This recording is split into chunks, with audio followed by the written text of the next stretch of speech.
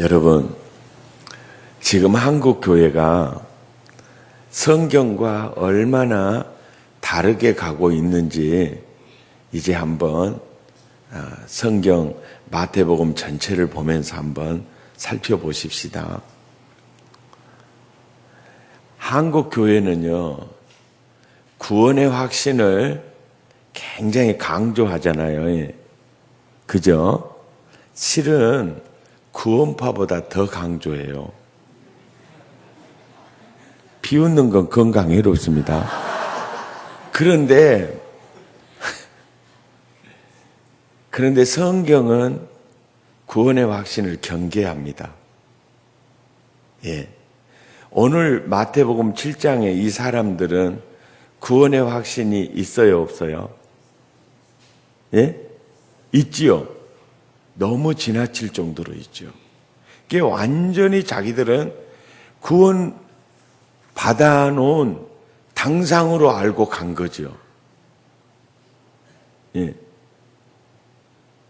그런데 예수님이 나는 너를 도무지 알지 못한다 하니까 오메 이것이 뭔 일이다요? 이렇게 나오는 거죠, 이제. 그래가지고 나가라 그러니까 오메 앉아하겠네. 그래갖고 나가리 되었다가 나요. 나가리가 뭐냐고 내게 물으신다면 아야 나가야. 너는 우리 집 식구 아니니까 나가. 그 말이다가 나요. 예. 이제 한번 봐보세요. 예수님이 굉장히 역점을 두면서 하시는 말씀이 무슨 말씀인지 한번 봐보세요. 마태복음 3장을 한번 봐보세요. 3장.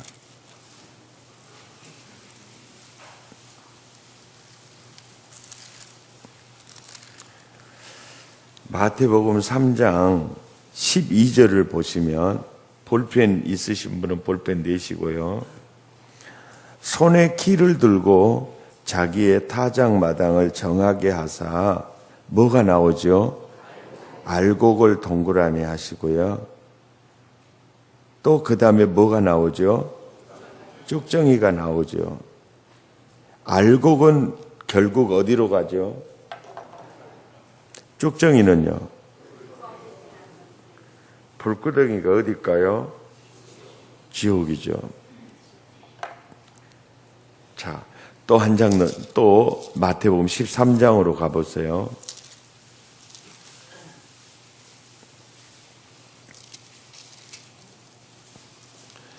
마태복음 13장 24절부터요.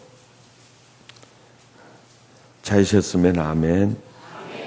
예수께서 그들 앞에 또 비유를 들어 이르시되 천국은 좋은 씨를 제밭에 뿌린 사람과 같으니 사람들이 잘 때에 그 원수가 와서 뭐가 있죠? 이 곡식은 좋은 씨를 뿌렸으니까 좋은 곡식이겠죠. 곡식이 있고요. 동그라미 하시고 그 다음에 곡식 가운데 또 뭐가 있죠? 가라지가 있어요.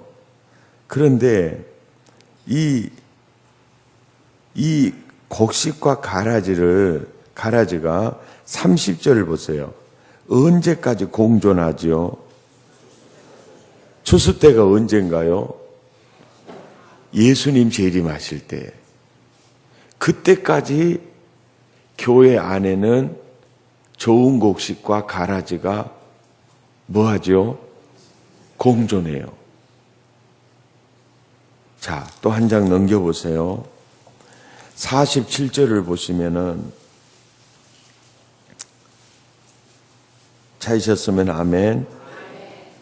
여기서 또 천국은 교회 천국을 지상교회를 가리켜요. 또 교회는 마치 바다에 치고 각종 물고기를 모으는 무엇과 같아요? 그물과 같은데 그 그물 안에 무엇이 있어요? 좋은 것이 있고 또 무엇이 있어요? 못된 것이 있어요. 그 좋은 것에 동그라미 하시고 못된 것에 동그라미 하시고 좋은 것은 어디에 담아요? 못된 것은요? 버려요. 그러니까 그물 안에 교회 안에는 두 종류가 공존하죠. 좋은 것, 곳간에 들어갈 좋은 것, 버릴 못된 것이 존재한다고. 이게 마태복음 3장부터 계속 되는 거예요. 알곡과 쭉정이, 좋은 곡식과 가라지, 이 계속 얘기를 하는 거예요. 그 다음에 49절을 보면은 세상 끝에도 이러하리라. 천사들이 와서 뭐가 있어요? 의인이 있고 또 악인이 있는데 악인을 어디에서 골라내요? 의인 중에서 골라낸다는 거예요. 이게 교회예요, 교회. 그러니까 의인을 악인 중에서 골라낸다는 것은 세상에서 당신의 백성을 골라낸다는 의미가 있고, 의인의 공동체 속에서 쭉정이와 가라지를 못된 것을 이렇게 골라낸다는 개념이에요. 그러니까 교회 안에는 제대로 믿는 사람이 있고 안 제대로 믿는 사람이 교회 안에는 공존한다는 거죠. 그리고 이제 마태복음 25장으로 또 가보세요.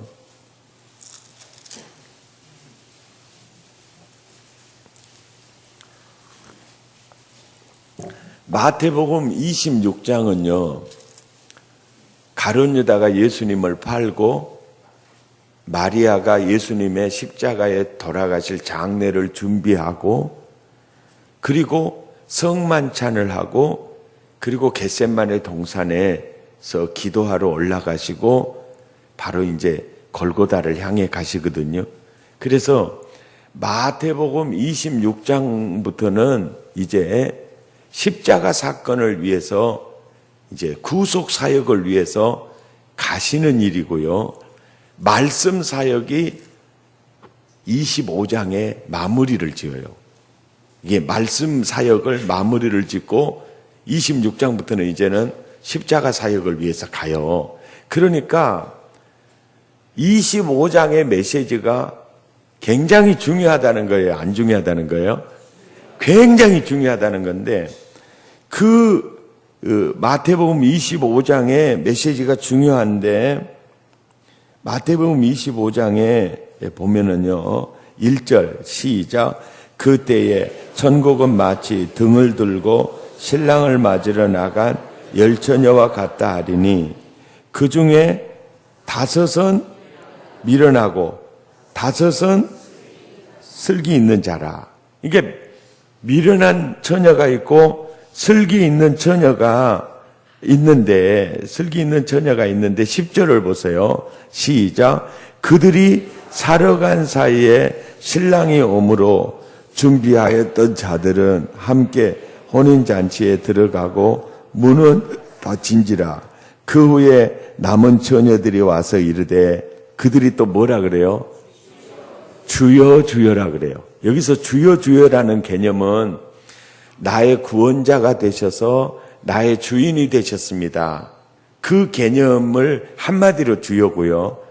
이 주여를 확대하면 나의 주, 나의 하나님이십니다. 도마의 신앙 고백이고, 더 확대하면은 주는 그리스도시요 살아계신 하나님의 아들입니다. 이것을 한마디로 하면은 뭡니까? 주여예요. 자, 아까 마태복음 7장에서도 나가리 된 사람들도 예수님을 뭐라고 고백해요? 주여라고 고백해요. 그런데 오늘날 한국 교회는 예수님을 주여라고, 나의 구원자이시고 나의 주인이라고 시인하고 고백하면 우리는 구원받았다고 인정하잖아요. 여기에 굉장히 좀 조심해야 될 부분이 있다는 거죠. 물론 그거를 보지 않을 수가 없지만은 아주 참 조심해야 돼요. 그러니까 그 예수님이 그 비유를 들어주면서 지상교회는 교회 안에 지혜로운 처녀가 있고 미련한 처녀가 있다. 근데 그 미련한 자들은 나가리 되잖아요. 그들도 예수님을 주여라고 해요. 그러니까 지금도 한국교회 안에 주여, 주여, 주여 이 사람들 중에 나가리 될 사람이 얼마나 될 것 같아요? 말 안 할래요? 심각한 거예요. 예. 그 다음에 14절부터는 달란트 비유예요. 그리고 31절부터는요. 시작. 인자가 자기 영광으로 모든 천사와 함께 올 때에 자기 영광의 보좌에 앉으리니 모든 민족을 그 앞에 모으고 각각 구분하기를 목자가 양 동그라미 하시고요. 염소를 동그라미 하세요. 이스라엘은 목축업이 주업이거든요. 양을 키울 때 항상 염소를 찐 거 넣어갖고 이렇게 키워요. 왜 그러냐면은, 예, 서울 말은 찐 거 넣는단 말을 뭐라 그래요? 예? 예? 아, 끼워 넣는다고. 찐 거 넣으나 끼워 넣으나 똑같구만. 그렇다고 그렇게 비웃어요. 우와, 이 세상에.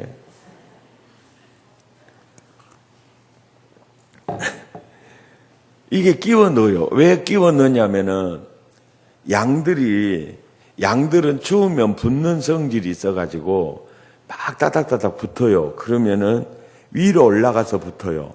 또 위로 올라가서 붙어요. 아침에 일어나면 밑에 있는 양들은 죽어버렸어. 그러니까 양들을 방목을 할 때 양들만 키우면 매일 아침마다 압사된 양들이 몇 마리씩이 나와요. 그러니까 양을 키울 때 염소를 이렇게 뿔 달린 염소를 넣어서 키워요. 그러면 그러면은 아침에 하나도 안 죽고 다 살아있어요. 왜냐하면은 양들이 붙잖아요. 그러면은 염소가, 아야, 붙지 말아야. 아따, 답답해 죽겠구만. 어째 붙고 자빠졌다냐. 이래갖고 산다가 나요.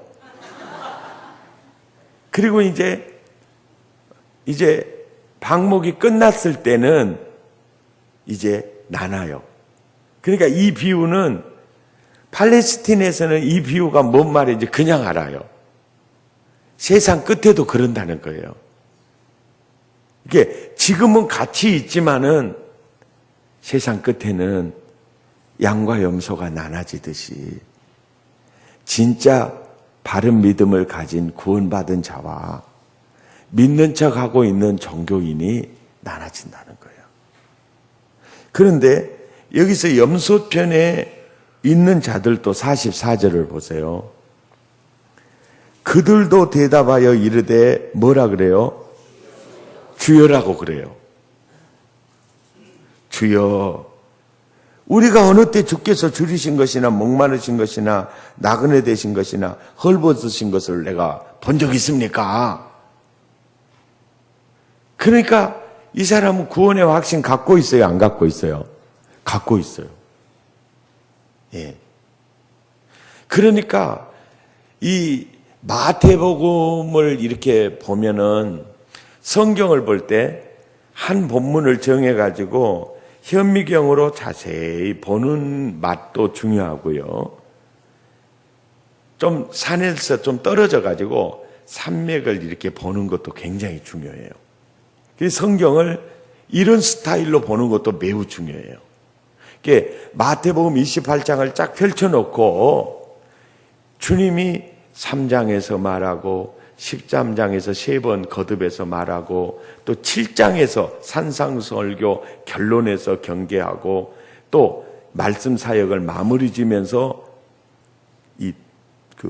얘기하잖아요. 지혜로운 처녀, 미련한 처녀, 달란트 비유 하나 끼워 넣어놓고 그 다음에 양과 염소 이렇게 얘기를 하는 것을 보면 예수님이 가장 경계하는 게 뭔지를 아시겠죠? 믿는 척 하지 말고 제대로 믿어야 된다. 그거를 그렇게 강조하는 거죠.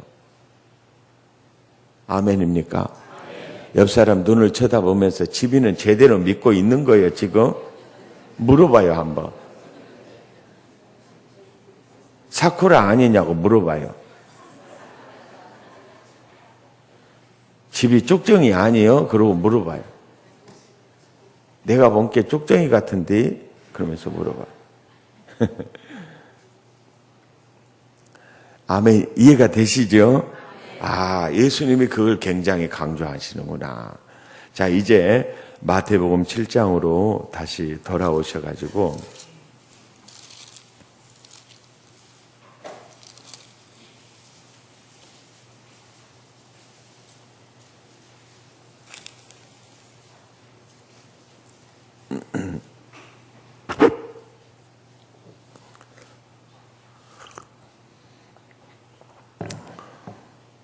근데 이제 대부분의 사람들은요, 당신 구원 받았는가, 못 받았는가를 볼 때 대부분 신앙 고백으로 인정을 해요.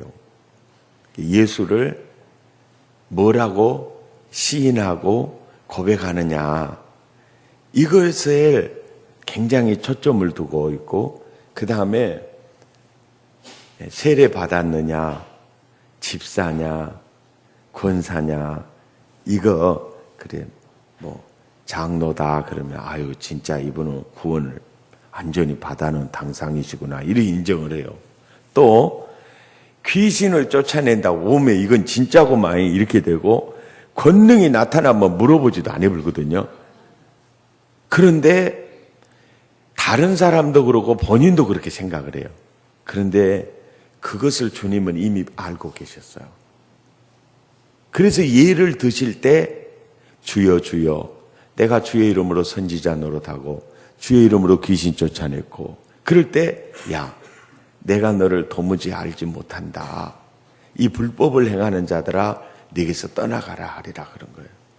그러면서 이 말씀에서는 뭘 얘기하느냐 하면은 주여 주여 한다고 믿지 말고, 직분 있다고 해도 믿지 말고, 귀신 쫓아낸다고도 믿지 마라. 권능 행한다고도 믿지 말고. 그러니까 그걸 믿지 말고 20절을 보세요.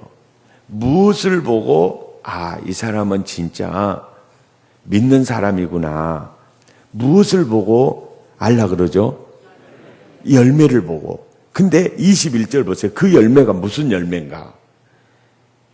나더러 주여 주여 하는 자마다 다 천국에 들어갈 것이 아니니까 주여 주여 하는 것은 보지 마라 그 말이에요. 이게 뭘 보라는 것이냐면은 다만 내 아버지의 뜻대로 행하는지를 보라는 거예요. 내 아버지의 뜻대로 행하는 자라야 들어가니까 열매를 보되 내 아버지의 뜻대로 행하는지를 보라는 거예요. 그러면서 여기 보십시오. 24절에 보면 그러므로 누구든지 나의 이 말을 듣고 뭐 하는 자? 그 행하는 자이다 이렇게 줄을 좀 그어놨어요. 행하는 자. 그 다음에 26절에는 나의 이 말을 듣고 뭐요? 행하지 아니하는 자. 그러면서 행위에 대해서 굉장히 초점을 두고 있죠. 그런데 우리들은 행위에 대해서는 초점을 둡니까 안 둡니까? 많이 안 두고 있죠. 그죠? 그 여기서 이제 행위가 율법을 지키는 행위로 이 말을 받아들이게 되면은 율법주의에 빠지게 돼요. 근데 율법으로 의롭다함을 얻을 육체는 이 땅에 존재해요, 안 존재해요? 존재하지가 않아요. 그러니까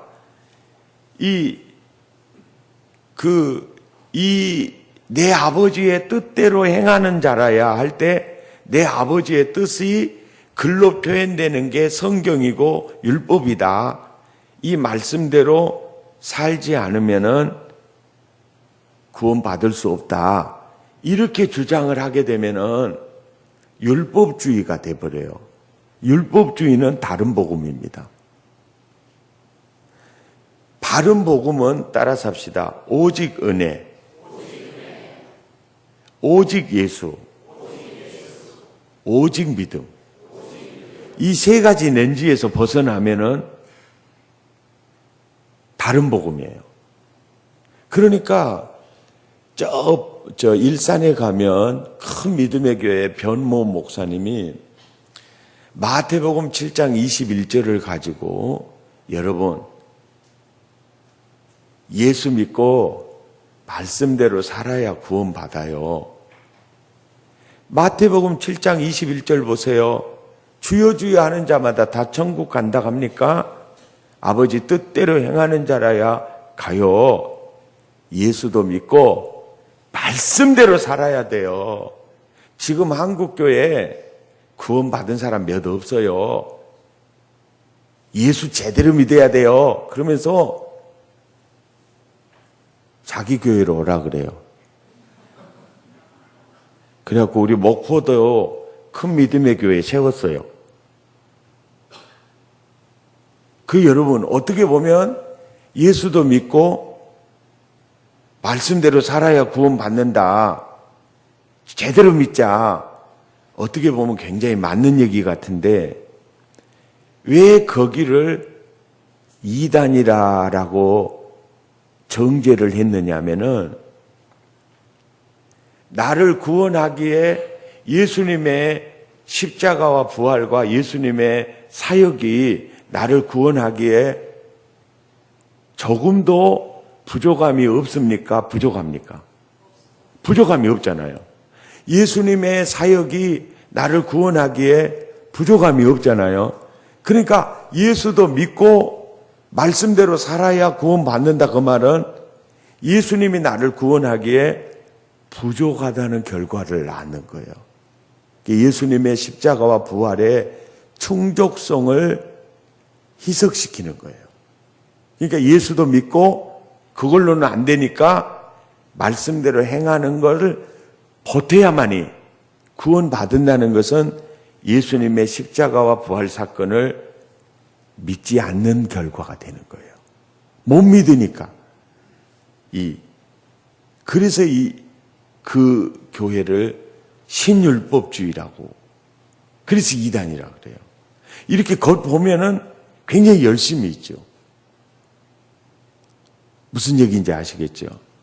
그러니까 우리가 이 행위를 얘기를 할 때, 이렇게 행위를 얘기할 때, 이제 마태복음 이 산상설교 결론에서 주여 주여 하는 자마다 다 천국에 들어갈 것이 아니고 다만 아버지 뜻대로 행하는 자라야 들어가리라 해놓고 예를 들어주고 그 다음에 행하는 자는 지혜로운 사람, 행하지 않은 자는 모래 위에 지은 사람.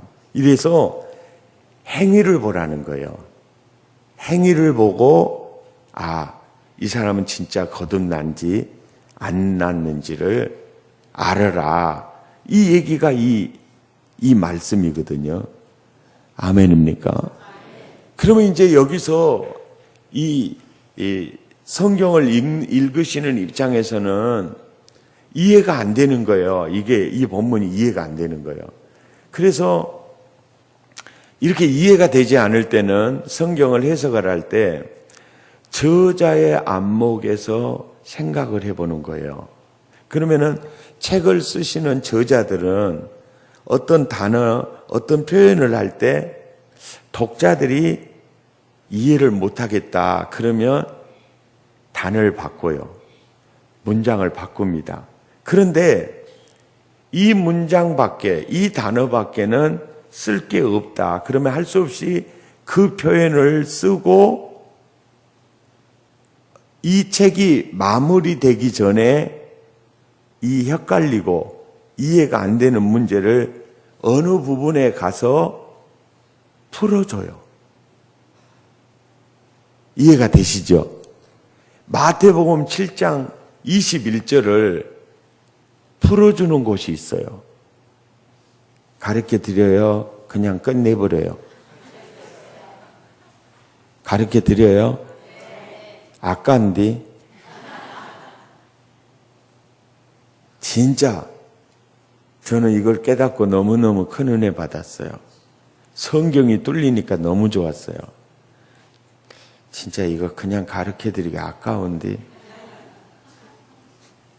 마태복음 16장에서 풀어주고 있었어요.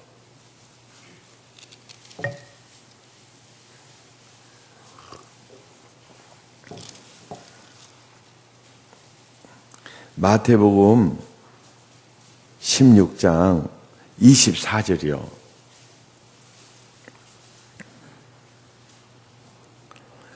이에 예수께서 제자들에게 이르시되 누구든지 나를 따라오려거든 자기를 부인하고 자기 십자가를 지고 주를 그으십시오. 나를 따를 것이니라.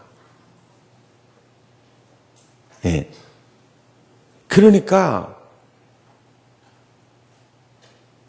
이 행위가 뭐냐면은 한번 따라서 합시다. 지적으로 진리에 대해서 동의하고 정적으로 확신하고 의지적으로 따름이 없으면 지적인 동의와 정적인 확신이 의미가 있어요, 없어요? 없다는 거예요. 그러니까 신앙생활은 예수를 믿는 것은 한번 따라서 합시다. 대급박으로도 안 되고 입주댕이로도 안 되고 의지적 결단으로 믿어야 된다. 그 뜻이에요. 아멘입니까? 그러니까 믿음으로 구원을 받는데 따라서 합시다. 지적으로 정적으로 의지적으로는 이 의지적으로 따르는 게 없으면 그건 믿음이 아니다는 거예요. 그러니까 무엇으로 알아야 하느냐? 따르는 삶으로 이 사람 진짜 믿는 사람이구나. 이해가 되십니까? 이 사람은 진짜 예수 믿는 사람이구나. 열매로, 근데 그 열매가 따르는 삶으로. 아멘이죠. 이 사람 진짜 예수 믿는 사람이구나. 그러니까 우리는 입으로 믿으려고 해야 돼요. 따름으로 믿으려고 해야 돼요. 그것을 한국교회가 놓치고 있어요. 아멘입니까? 아멘. 그러면서 이제 보세요. 그 마태복음 16장 13절에서 20절까지는요. 우리 교인들이 진짜 좋아해요. 세상 사람이 날 누구라고 하느냐? 선지자라고 해요. 너희는 나를 누구라고 하느냐? 그럴 때 베드로가 저는 그리스도시요 살아계신 하나님의 아들입니다. 그러니까 예수님이 바요나 시몬아 네가 복이 있다. 이를 너에게 알게 하는 이는 혈육이 아니요 하늘에 계신 너희 천부께서 알게 했노구나. 내가 이 반석 위에 교회 세울게. 그리고 내가 너에게 천국 열쇠 줄게. 땅에서 매면 하늘에서도 매일 것이고 땅에서 풀면 하늘에서도 풀리리라. 그러니까 베드로하고 모든 제자가 마음이 훅가시가 되어가지고 붕 떴겠죠. 그랬겠죠. 그러니까 분위기가 잡혀졌을 때 21절 중요한 발표를 합니다. 예수님이 중요한 발표. 시작. 이때로부터 예수 그리스도께서 자기가 예루살렘에 올라가 장로들과 대제사장들과 서기관들에게 많은 고난을 받고 죽임을 당하고 제3일에 살아나야 할 것을 제자들에게 비로소 뭡니까? 나타내는 거예요. 왜냐하면 내가 예루살렘에 올라가서 십자가에 죽고 부활한다 이 얘기를 하지 않고 돌아가셔버리면 제자들 다 흩어지잖아요. 그러니까 돌아가시기 전에 자기 죽음에 대해서 얘기를 해야 되는데 당신 나이가 33세잖아요. 그러니까 뜬금없이 가서 죽어본다 하니까 베드로가 시급에 딱 하나요. 그래가지고 22절에 시작. 베드로가 예수를 붙들고 항변이 뭐죠? 무엇이 어쩐다고라거라. 가서 죽어본다고라거라. 아니 배와 그물을 땡겨불고 내 인생을 걸었는데 죽어버려라. 죽지 말아야. 이런 얘기거든요. 이게 이제 항변이거든요. 항변하 이르되 이게 항변하면서도 베드로는 그 입주댕이에서 예수님을 아저씨라 그래요. 예? 주여라는 말이 뭔 말이요? 나의 주인이시여 그 뜻이잖아요. 주여 해놓고 주인 노릇을 누가 하고 있죠? 뭐 말 좀 해봐요. 그리 마세요. 누가 하고 있죠? 쥐가 하고 있는 거예요. 그러면은 주여라는 고백이 의미가 있어요, 없어요? 없는 거죠. 그러니까 예수님이 베드로야, 네가 말하는 주여는 껍질이구나. 네가 나한테 주여라고 했으면 나를 따라야 했을 것인데, 네 안 따른다고 이렇게 병을 하고 자빠져 있구만. 이런 식이잖아요, 예를 들면. 그러니까 천국 열쇠고 나발이고 다 날아가 버렸어요. 23절 봐보세요. 예수께서 돌이키시며 베드로에게 이르시되 뭐라 그래요? 다른 말로 말하면, 전라도 말로 말하면 이끼까.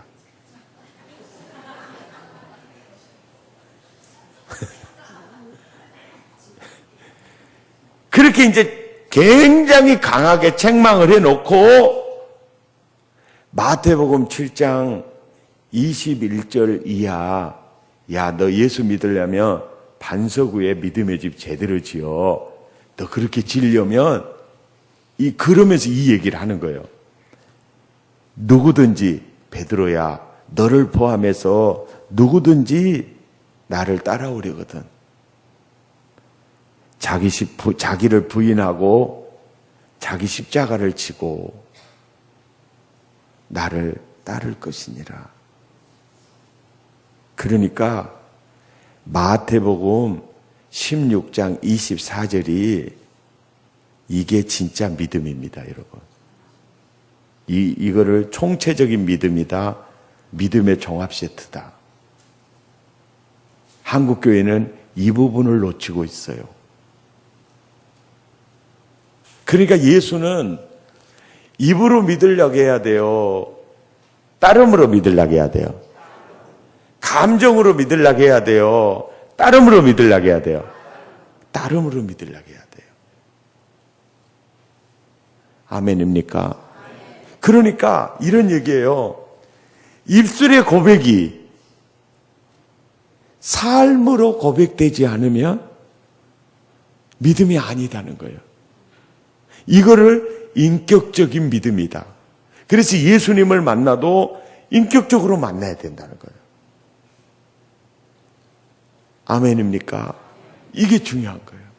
자, 오늘 설교 제목이 뭐죠? 예? 이제 제목이라도 알고 끝나야 될 거 아니요. 자, 회복의 장애물이 뭘까요? 나는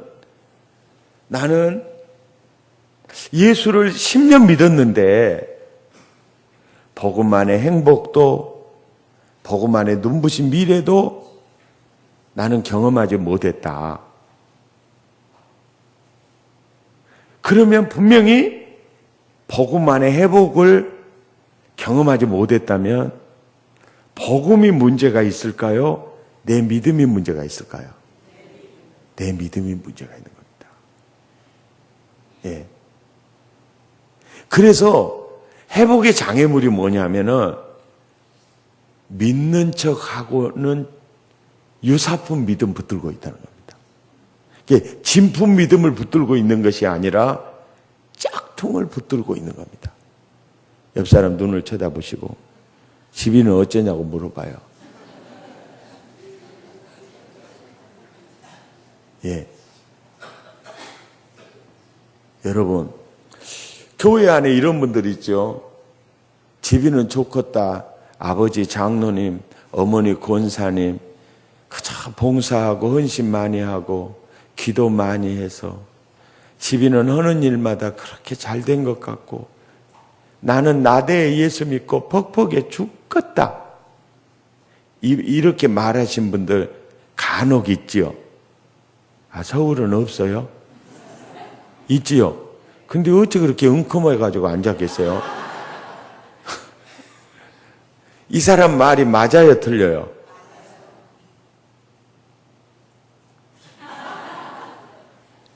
이 사람 말은요, 맞기도 하고 틀리기도 해요. 무엇이 맞냐? 저도 저희 어머님의 봉사, 헌신, 기도, 그 뿌리 사역이 나를 만들었거든요. 그러니까 어머니 은혜, 참 부모님 그 은혜를 천대까지 갚은다더니 그거는 맞아요. 근데 뭔 말이 틀렸느냐? 나대에 예수 믿어서 퍽퍽이 죽겠다. 이 말은 입을 찢어야 될 말이에요. 왜냐하면 자기가 예수를 개떡같이 믿는다고 생각은 안 하고 자기 믿음에 문제가 있다는 것은 전혀 생각은 안 하고 조상 탓만 하고 자빠져 있잖아요. 그러니까 이 사람은 입을 찢어야 된다고 이 연사는 주장하는 바입니다. 그리고 또 어떤 신자들은 이런 생각을 가지고 있어요. 이게 정말 잘못된 생각이거든요. 나는 나대에 예수를 믿었으니까 퍽퍽할 거다. 나는 힘들 거고 내 아들, 내 손자 2대, 3대 되면 훨씬 좋아질 거다. 그래 나는 나대에 예수 믿었으니까 나는 참 굉장히 퍽퍽하고 힘들 거다. 이런 아주 성경적이지 않는 생각을 가지고 사는 분들이 있어요. 그 생각은 머리에서 지워야 돼요. 왜 그러냐면 잘 보세요. 부산 공고 다니다가 폐병 들어가지고 피를 쏟으면서 죽어져 가다가 여고생의 전도를 받아가지고 예수 믿고 그 폐병 고침받고 목사가 돼서 지금까지 살아계시는 분이 계시는데 그분이 누구냐면은 조용기 목사님이에요. 일대입니다, 일대. 그래가지고 부모 전도하고 형제간들 전도해요. 근데 요즘 조용기 목사님 여러 가지 이제 뭐 얘기들이 나오고 있죠. 근데 사실은 그분이 어떻게 보면 한 교단을 크게 일으켜고 한국교회에 불을 붙이는 공이 많잖아요.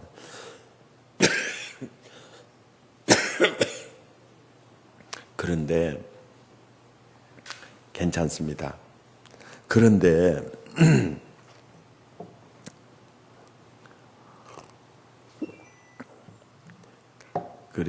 그런데 이제 요즘 여러 가지로 이제 참 한국 교회에 좋지 않는 영향을 미치는 것을 보면서 저는 개인적으로 초심을 잃으면 안 되겠구나. 내 자신을 다 가다듬어요. 초심이라는 게 그리 중요하구나. 예, 초심. 예. 나는 한경직 목사님 같은 그 지도자를 김사만 목사님이 이어가기를 바랬는데 좀 이렇게 그 아들 똑똑하니까 어디다 땡겨놔도 잘 되거든만은 그렇게 오고 감탕스럽게 챙겨가지고 참 그렇게 하는 걸 보면서 한국에 귀한 별이 하나 떨어져 버린 것 같아서 마음이 아파요. 이게 그 초심을 잃지 않으면 이 초심이 굉장히 중요한 것 같아요. 하나님은 옥하는 목사님 같은 경우에 초심이 변질되기 전에 데려가 버릴 것 같아요.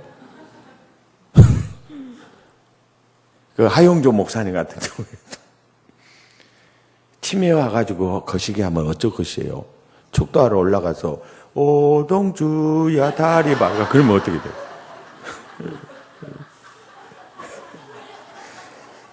우리 교단의 그 정경총회장님이 안목의 목사님 나오셔 축도하시겠습니다. 그래 나와가지고 오동주야 다리 밝아 이래가지고 난리 나버렸잖아요.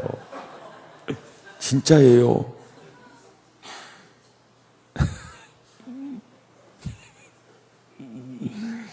오늘 또 설교는 다 잊어버리고 또 오동주야 다리 밝아만 기억하고 있으면 안 되죠.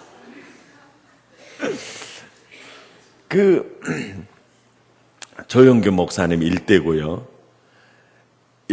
나겸일 목사님도 20년 기도해서 부모 전도했잖아요. 일대죠, 일대. 김삼환 목사님도 일대입니다, 일대. 옆 사람한테 가르쳐줘. 와, 일대도 때깔 난다, 야. 예. 아멘입니까? 여러분 꼭 기억하세요. 예수님이 십자가에서 내 과거, 현재, 미래의 모든 죄를 다 가지고 가시잖아요. 또 하나 저주도 다 가지고 가요. 아, 예수 개떡같이 믿을 것 같으니까 저주 한 20%를 남겨놓고 가지 않고 다 가지고 갔어요. 그러니까 일대라고 해서 퍽퍽할 이유가 없어요. 아멘입니까? 여러분 그거 놓치지 마세요. 목사님들만 얘기를 하니까 이제 장로님도 얘기를 한 번은 해야 되겠죠. 이제 객관적으로 좀 알 수 있는 분, 이제 경호실에 컴퓨터 기능직으로 공무원이래. 컴퓨터 기능직 공무원. 경호실에 컴퓨터 한 대 들어가니까 기능직 직원 하나 들어갈 때 말단으로 들어가가지고 대통령 5분을 모시고 경호차장까지 됐어요. 청와대 신의회를 조직하시고 청와대에서 예배를 드리는데 MB가 청와대에 들어오니까 전 공무원 연합회를 조직해가지고 전 공무원을 그리스도에게로 외치다가 나가리 대본 사람 있죠. 그 뉴스 떠들썩했는데 그 주대준 차장. 그러니까 MB 정부 들어서 갖고 나가리 돼버렸잖아요. 아, 그랬더니 카이스트에서요. 교수로 와달라고 연락이 왔더래요. 그런데 내가 뭔 교수를 하냐 그러니까 이 차장님께서 IT 경호 시스템을 구축했지 않냐고. 전에는 진주만을 전투기가 공격했지만 이제는 사이버가 공격을 하는데 우리가 그걸 막는 요원을 길러내기 위해서 학과가 신설이 됐는데 적임자가 당신이라는 거예요. 그래가지고 교수가 됐어요, 카이스트. 그랬더니 다른 교수님들이 경호요원이 뭔 교수다냐고 그렇게 눈깔질을 하더라고요.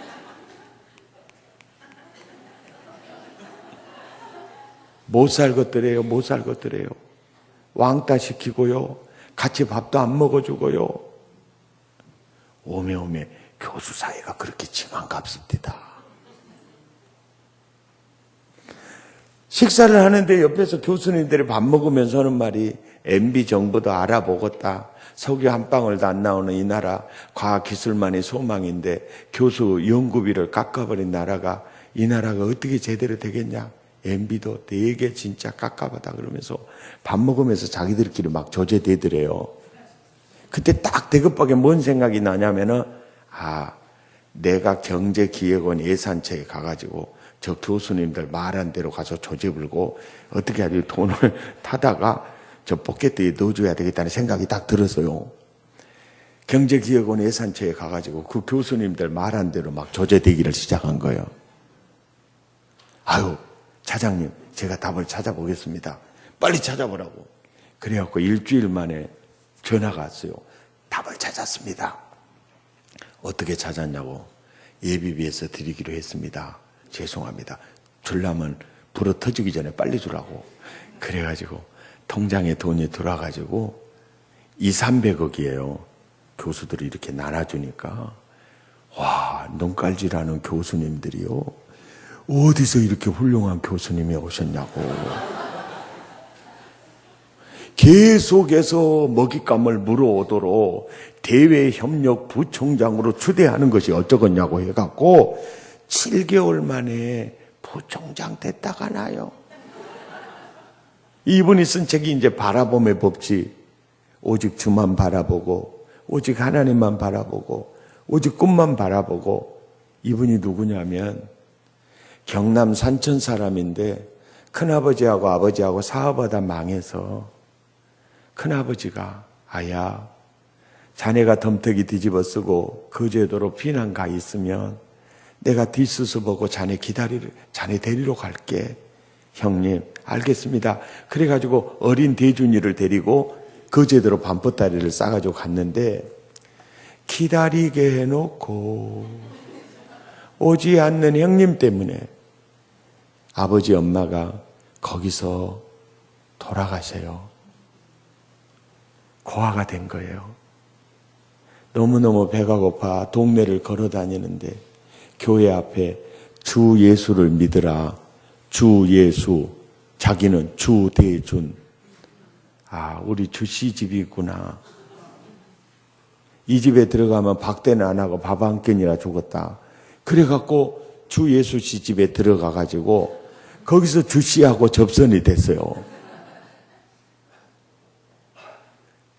그래 그 교인들이 대준아, 네가 아버지가 있냐 어머니가 있냐? 너는 평생 하나님의 손 붙잡고 네가 의지할 것 공부밖에 없으니까 너 대구 가면 방직 공장이 많으니까 공장 생활하면서 또 공부해라. 그래서 대구 와가지고 공장에 다니다가 급사 생활하다가 대구 야간고등학교를 들어갔는데 선생님이 그러더래요. 대준아, 중학교 졸업장이 있어야 입학 처리가 되겠는데 너 가서 중학교 가서 졸업장 해왔나? 그러니까 선생님, 저는 중학교 안 나왔어요. 그러니까 선생님 얼마나 놀리겠어요. 근데 세상에 선생님이 어디 가서 중학교 졸업장 만들어다가 도저 들어가나요? 아, 그 선생님 신령합니다. 여러분 혹시 그런 것이 있으면 대구 공고로 가시기를 바랍니다. 이야, 그래가지고 완전히 일대잖아요, 일대. 그죠? 그런데 조영규 목사님이나 나계밀 목사님이나 김삼환 목사님이나 주대준 장로님이나 이렇게 딱 보면 입술로 예수 믿은 사람들이 아니잖아요. 예수님 만난 순간에 주인이 바뀐 사람들이에요. 아멘입니까? 그때부터 자기 인생을 오직 예수님의 프로그램에 송두리째 맡긴 사람들이에요. 그리고 따름으로 예수를 믿는 사람들이에요. 아멘입니까? 무슨 말인지 아시겠죠? 예수님이 산상설교에서 무엇을 말씀하시는지 아시겠죠? 예수를 믿되 입술로만 믿으면 안 된다. 삶으로, 의지적 결단과 액션으로, 따름으로 믿어야 한다. 아멘. 오늘 이 말씀 마음에 깊이 새기시기 바랍니다. 회복의 장애물은 믿는 척하는 종교인이라 그래요. 유사품 믿음 붙들고 있으니까 그래요. 제대로 믿을 수 있기를 축복합니다.